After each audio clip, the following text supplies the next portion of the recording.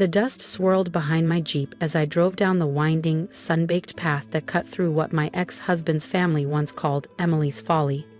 The late afternoon light spilled across the red clay hills of southern New Mexico, casting long shadows from the sparse mesquite trees and scrub brush that dotted the barren land.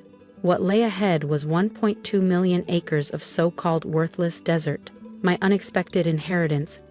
I'm Emily Torres, and 6 months ago, at 41, I became the owner of the largest privately held tract of land in New Mexico. Not that anyone thought it meant anything. Just sand and coyotes, my former father-in-law Carl scoffed at the reading of the will. Your grandfather must have been senile to keep dumping money into that wasteland. Even my ex-husband Aaron tried to be gentle, but couldn't hide the judgment. Maybe we should just offload it to one of those wind energy companies. It's not like you're going to turn it into a vacation spot. But I remembered the last time I'd visited Grandpa Lewis, just 3 weeks before he passed. He'd called me into his cluttered study, his hands frail but his eyes clear. From beneath a dusty bookshelf, he pulled out a worn, leather-bound ledger. "Emmy," he said, using the nickname only he ever did, "I need your word. This land, it's meant for you. Not your cousins, not your Uncle Javier, you. Promise me you won't sell it. Not until you understand why it matters." I promised, though at the time, I had no idea what I was agreeing to. The ranch had been in our family for generations, but in all that time, it had never amounted to much. The soil was too alkaline to grow crops, the cattle operations always failed in the dry, unforgiving climate, and every mining company that ever surveyed the place walked away shaking their heads. But Grandpa Luis wasn't a romantic. He was a sharp, calculating man who built his fortune in land deals and urban redevelopment. He didn't cling to things for sentiment. So if he'd paid over $100,000 in annual taxes for 40 years, he had a reason. I just needed to find it. The first clue came about 3 months after I inherited the ranch. While sorting through Grandpa's old documents, I found a series of heavily redacted letters from the Department of Energy, dated back to the early 80s. Most of it was bureaucratic filler, but one phrase jumped out at me. Unusual subsurface composition. Site may require future containment protocols. Containment? Then came the second clue. Uncle Javier showed up unannounced at my condo in Albuquerque, wearing a forced grin and carrying a bottle of overpriced wine. "Hey," he said. "I've been thinking. That ranch is probably more trouble than it's worth for someone your age. Taxes, repairs. I'd be happy to take it off your hands. Say, $5 million? $5 million from the same man who called it useless dirt not 4 months earlier." That's when I knew something wasn't right. I dove into old property records and discovered a pattern. Every few years, different government departments, energy, interior, even defense, had run classified surveys on a particular 10-mile stretch of the land. After each one, a new LLC or shell company would quietly approach Grandpa with a generous offer. Every time, he refused. I hired a private geological consultant to scan public survey data and compare it with historical satellite readings. 3 weeks later, he sat across from me in a quiet Santa Fe cafe, his voice careful. "Miss Torres," he said, sliding his tablet across the table. "There are strong magnetic anomalies beneath a very specific area of your land. Readings we usually only see around certain types of secure installations. Whatever's under there, it's not natural, and someone's gone to a lot of trouble to make sure the public never finds out." Suddenly, Emily's Folly didn't seem so foolish anymore. Keep it quiet. That's when the pressure started. First came the official-looking notices, letters stamped with seals claiming environmental violations that would force me to sell the land. My attorney, a former federal prosecutor and a friend of my grandfather's, proved them fake within days. Next came threats to raise my property taxes to impossible levels. A formal complaint to the state comptroller made that little intimidation trick vanish overnight. Then it escalated. A fire broke out at the old ranch house, ruled accidental, but with no clear source. A week later, someone cut the perimeter fencing. Then came the anonymous calls, distorted voices warning me to take the offer while it's still available. They thought I'd back down, that I'd scare easily. They didn't know me. I'm my grandfather's granddaughter, and Luis Torres didn't raise a coward. That's why I was driving out to the ranch again, despite Aaron's worried protests. I had found something new in Grandpa's old ledger, tucked between pages worn thin by time. A hand-drawn map with GPS coordinates and a simple message scrawled in his familiar handwriting. Summer solstice, noon. The shadow tells the truth. Today was the summer solstice. I parked my Jeep near an old survey marker, the one Grandpa had drawn on the map. The sun was directly overhead, brutal and unrelenting. I stood at the exact coordinates. The ground looked no different than the rest of the desert, rocky, sun-bleached, unremarkable. But then, as the sun hit its zenith, I saw it. The shadows of the jagged rock formations surrounding me shifted, aligning in a straight line, pointing toward what looked like a naturally formed stone arch about a quarter-mile away. My heart pounded. I pulled out Grandpa's final letter, the one in the envelope marked, "Open when you find the arch." Inside was a single rusted key and a short note. "The truth is under the arch, but be careful who you trust, Emmy. Some secrets are worth more than money." I slung my backpack over my shoulder and began walking. Each step felt heavier, like I was carrying not just gear, but the weight of 4 generations of Torres legacy, all leading to this. The arch was smaller than I expected, 7 feet tall at most, weathered by time and wind. At its base, half hidden beneath a patch of desert brush, was something metal, a steel door, embedded in the rock face. My hands trembled as I inserted the key. It slid in easily, clicked. Then I heard footsteps. I spun around. 2 men in dark suits stood 10 feet away. They flashed government IDs. Their faces were unreadable. "Miss Torres," the taller one said smoothly, "we need to talk about your property. The United States government is prepared to offer you $50 million for immediate transfer of ownership." I looked at them, then at the door, then back across the seemingly barren land. "Gentlemen," I said, still gripping the key, "I think you'd better tell me what's really going on here." The 2 men exchanged a glance. The shorter one took a step closer, his tone firm but not unkind.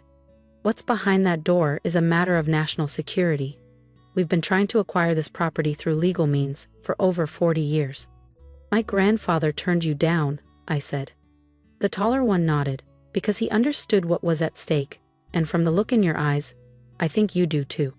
I remembered Grandpa's words, "Some secrets are worth more than money." I turned the key.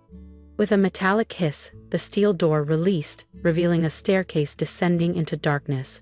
I switched on my flashlight. The beam caught gleaming metal walls, something buried here that was far from ordinary. "Miss Torres," the taller agent Collins said, his voice more urgent now, "before you go any further, you need to understand." But I had already stepped inside. Because this wasn't the end of the story. It was just the beginning. "What you're about to see is classified at the highest level," Agent Collins said firmly. I turned back to face them. "Then I suggest you start explaining.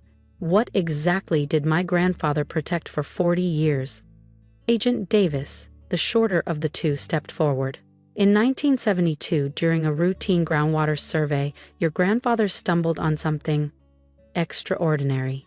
A massive underground deposit, not of oil or gas, of liquid helium-3. My breath caught. Helium-3.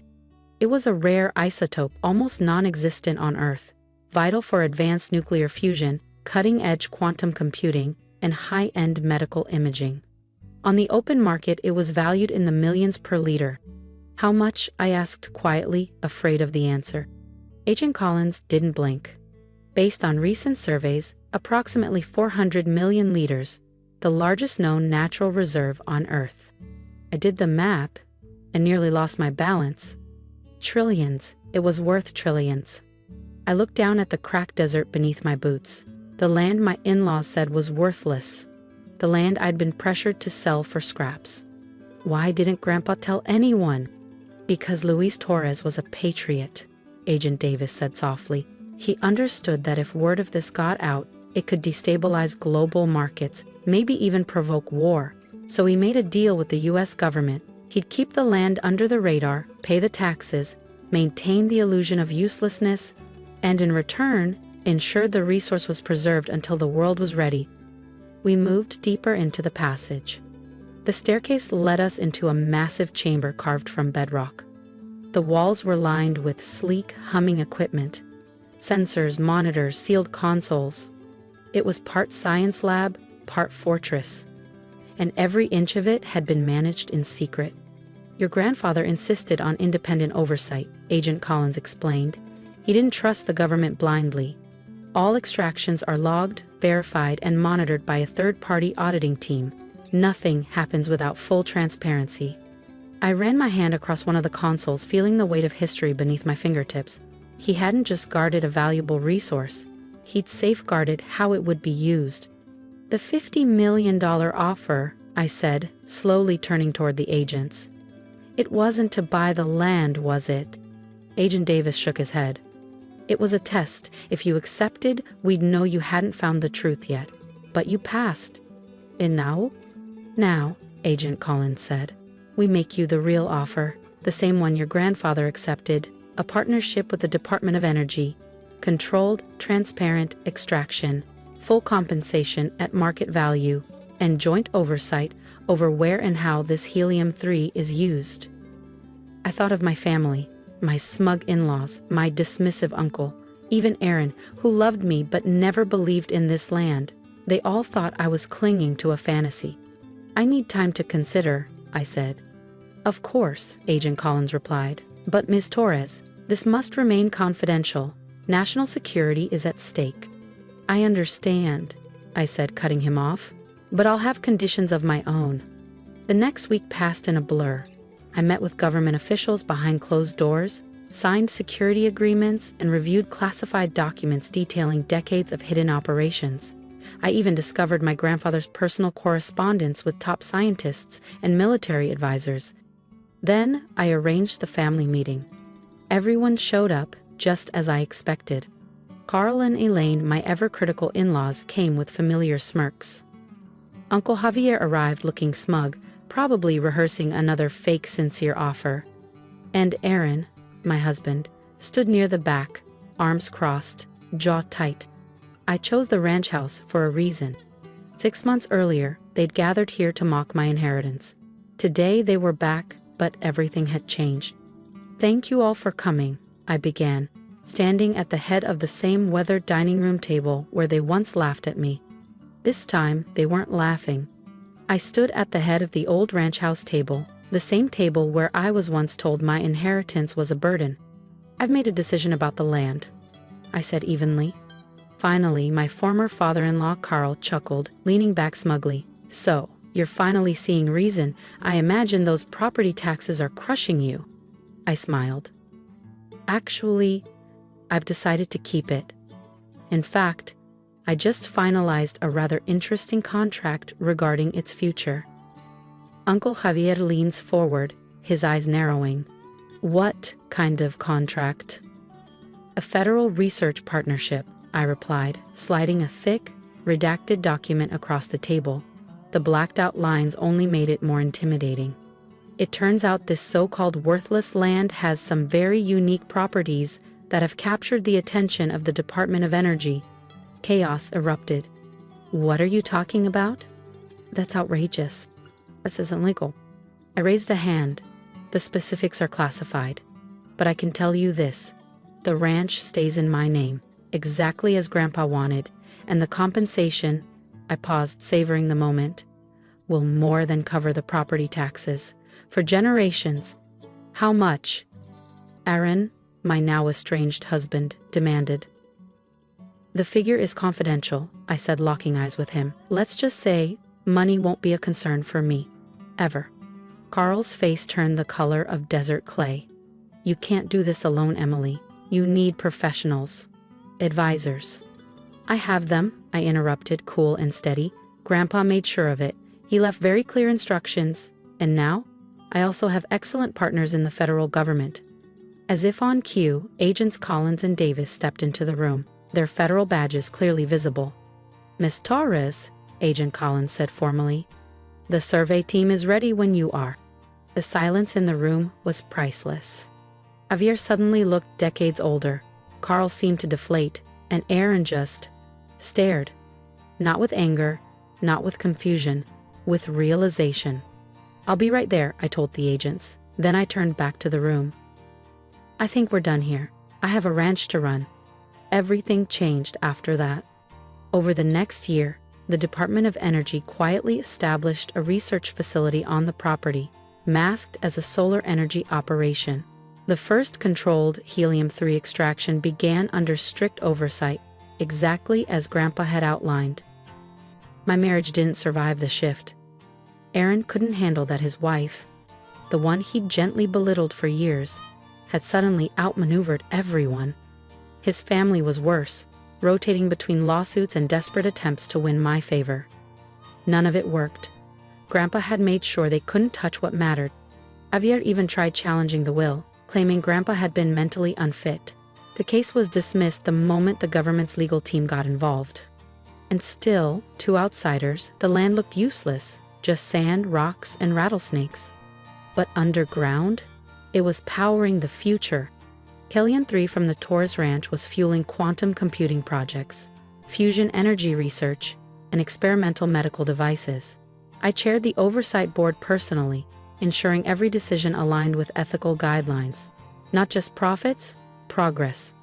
Despite having wealth beyond anything I'd imagined, I chose to keep living in the old ranch house. There's something about a desert sunset that reorders your soul. Last week I found one final letter from Grandpa, tucked inside the cover of his old ledger. It was dated just days before he passed. "Dear Emmy, by now you've learned the truth about our worthless land. But the real treasure isn't helium-3. It's the lesson that one person, standing firm on principle, can still make a difference. I didn't choose you because you were my only grandchild. I chose you because you understand that real wealth isn't what you have, it's what you do with it. Some things are worth more than money. Take care of this secret, and remember, the best revenge isn't proving people wrong. It's proving the ones who believed in you right. Love, Grandpa." That night I sat on the porch, watching the sun disappear over 1,000,000 acres of quiet golden sand. A government helicopter passed in the distance, heading toward the research facility disguised beneath the solar farm. Another notification pinged on my phone. An investment offer from one of Carl's business partners. I deleted it without opening it. Some things are worth more than money. Sometimes the greatest inheritance isn't land or wealth, it's the strength you find in protecting what others never understood. And sometimes the best way to honor someone's belief in you is to become exactly the person they always knew you could be. The world saw this land as worthless. They were wrong. It wasn't worth millions. It was worth so much more. If you felt something reading my story, if you've ever been underestimated, overlooked, or told you were clinging to something worthless, I want to hear from you. Drop a comment. Tell me what you're fighting for, what dream you're protecting that no one else seems to understand.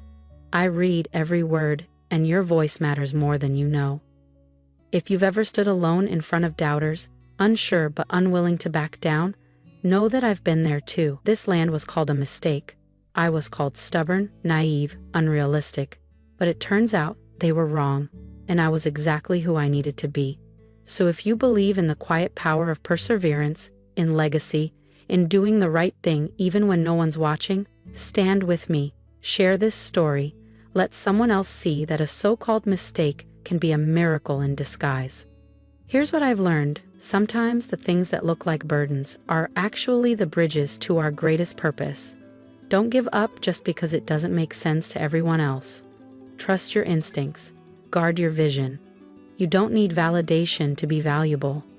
Sometimes the best revenge isn't loud. It's living a life so true to yourself, even your doubters go silent.